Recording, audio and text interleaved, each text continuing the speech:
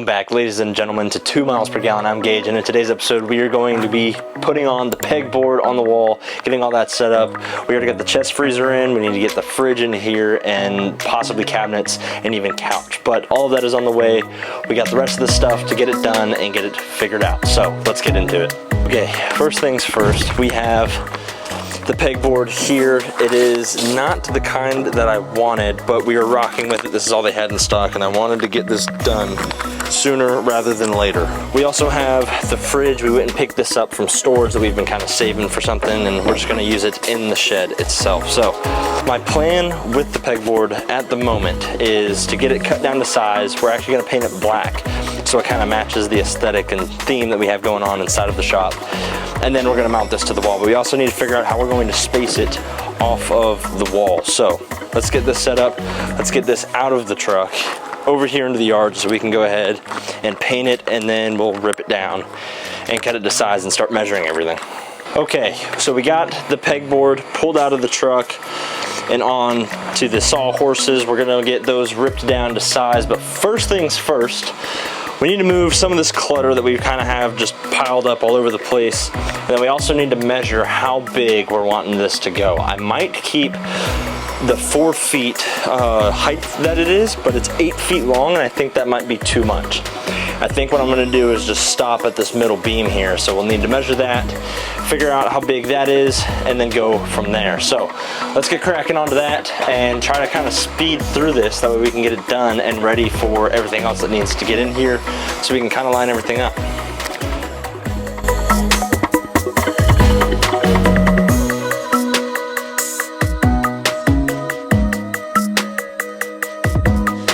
We got this area cleaned. We're going to go, and we need to measure where 4 feet is, which is way down there. So I think what we're going to do is 3 feet might not be bad to try and stop at. That's a hard decision. The couch is going to be going exactly where I'm standing. It'll cover some of it up, but I don't know. I think I'll leave it 4 feet for now, because that's not bad. It'll definitely give us quite a bit of space. All right, now we need to go lengthwise. 5 feet brings us exactly to the center, which I think looks really good. That'll leave quite a bit of room over on the other side for us to do some decorations and paintings and whatever else. So with that being said, goodness gracious, these flies. Let's rip it down. So we're leaving 4 feet, we're going all the way to 5 feet. And then after that we can paint. Let's do it, let's knock it out.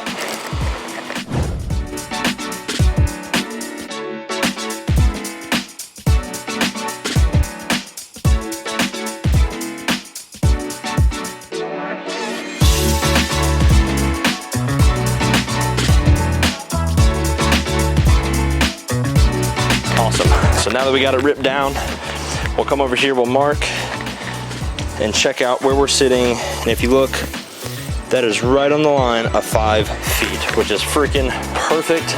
Absolutely love it. Now, we'll need to get this dusted off, and I'm thinking about using the second pegboard piece kind of over by the desk area. Almost like a little tiny one where we can just set shelves or hang little things on that we can grab real quick. Might do that, might not. We'll see how this first one turns out. But now we need to get this cleaned off so we can paint it. And to paint it, I have this turbo can of Rust-Oleum black, and it's a flat black, and I absolutely love this stuff. It does such a good job, and the spread on this thing is insane. It's what I actually use to do the ceiling. If we walk up in here, all of this is from this can. So actually, no, not one can, but I think it took 3 to do 10 by 12 area, and that's doing everything. Taped up the lights, covered all the beams, the insulation, all of that. So I'd say one can cover, I'd say a 4 by 10 area, 3 by 10, maybe, something like that. It's around there. All right, let's get this all cleaned up. We can set the tape measure out of our way. And I apologize if the lighting is kind of bouncing back and forth, but we're gonna grab this. So, just gonna clean this off. Get all that dirt and debris and sawdust. Make sure it's all clean. And then from there, she is now ready for paint. So let's break out the spray can and get that done.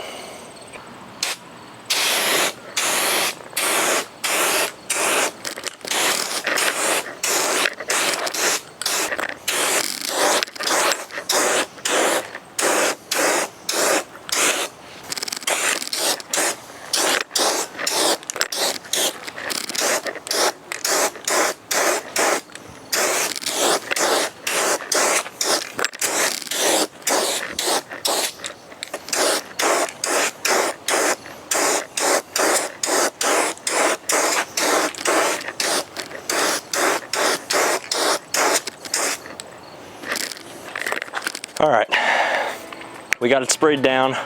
Obviously you can see where it's already starting to dry with it. The sun beaming on it, and this only has, it says it'll dry in 15 to 20 minutes. So with the sun beaming on it, I think it'll dry a little bit faster than that. Now, what I might also do, because this is gonna have stuff against it, stuff hanging on it, in a high activity area, if you want to call it that, I think I'm gonna do 2 coats on it.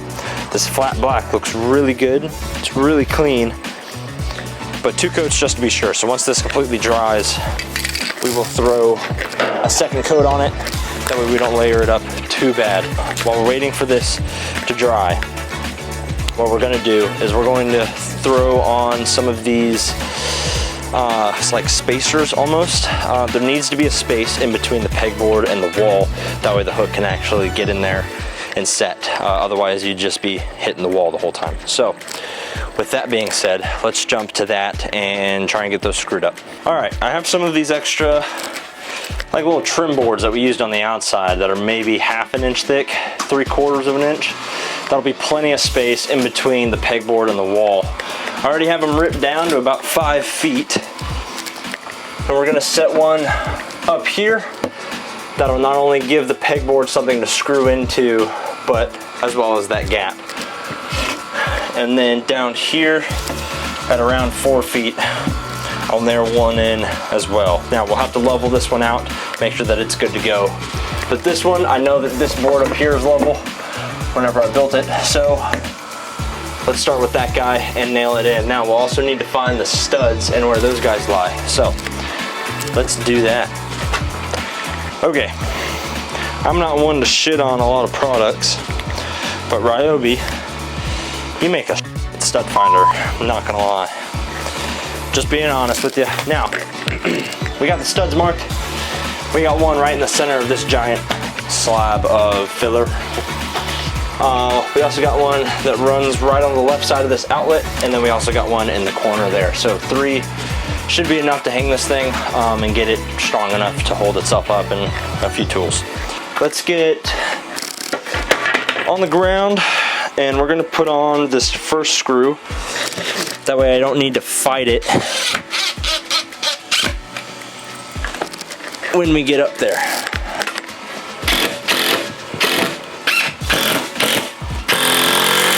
Now we have a backing plate up at the top. Now we just need to do the same thing for the bottom, and then we'll be good to go. We got our support beams in. Now, whenever we put the couch into place, this bottom section is going to be covered up.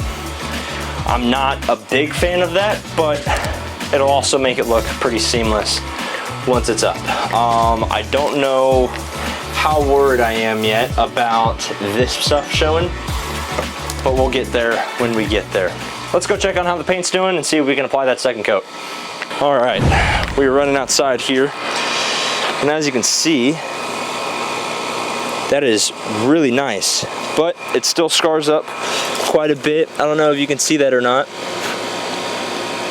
but my fingernail still scratches it. It is still a little tacky, but if I'm being honest, it's not 100% dry yet, so I don't know. I don't think that we're gonna need a second coat.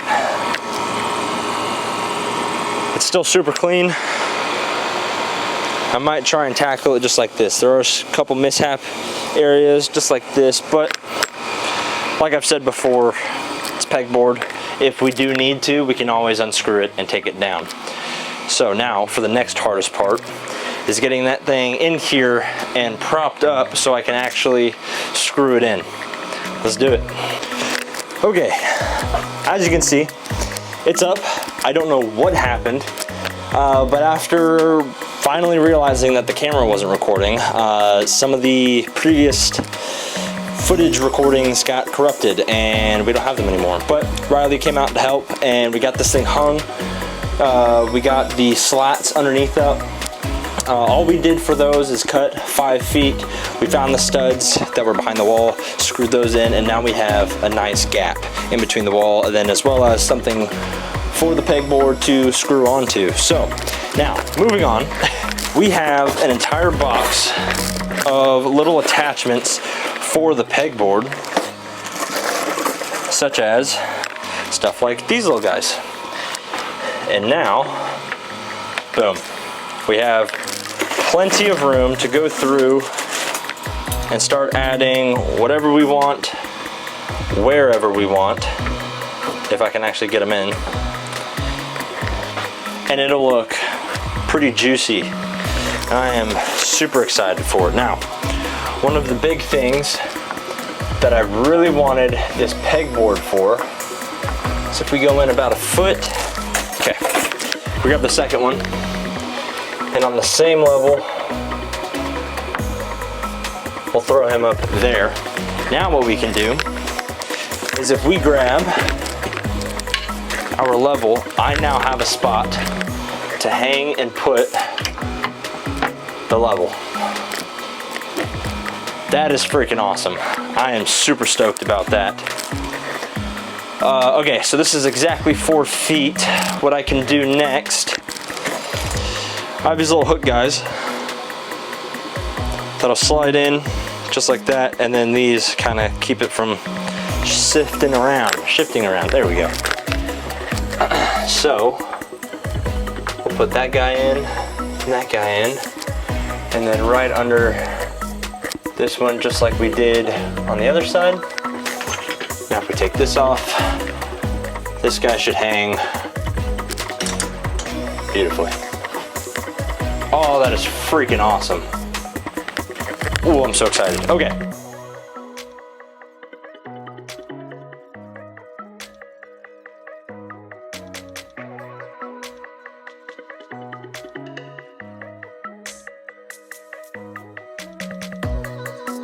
All right. Now, y'all understand the concept of pegboard. If you haven't seen them before, and if you have, I'm sure y'all are screaming at me right now. However, I'm gonna cut to whenever we have this entire thing done and loaded up with what we want, and then we will go from there. So, let's do it. All right, finally got it done. It took 30 to almost 40 minutes to try and get it set up to how I wanted it to. And as you can see behind me, it looks pretty clean and pretty decent. One thing that I absolutely love about pegboards, actually two things, is one, how clean and organized your tools become. It almost forces you to organize them just to make them fit.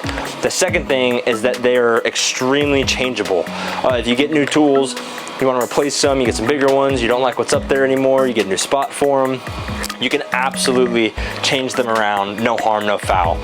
Compared to putting foam in a toolbox or having a set like cutout spot in a box. If you get like gear wrench, they come pre-drilled, or not pre-drilled, pre-cut for specific tools, and there's really no adding or subtracting tools from those boxes, otherwise it just looks kind of weird. If I remove a tool off of this wall, like this drill, it still looks good. Obviously you can see that there are prongs for it and it needs something to be hung up there, but it doesn't look bad compared to a hole, right?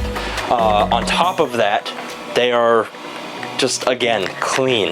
They're absolutely clean.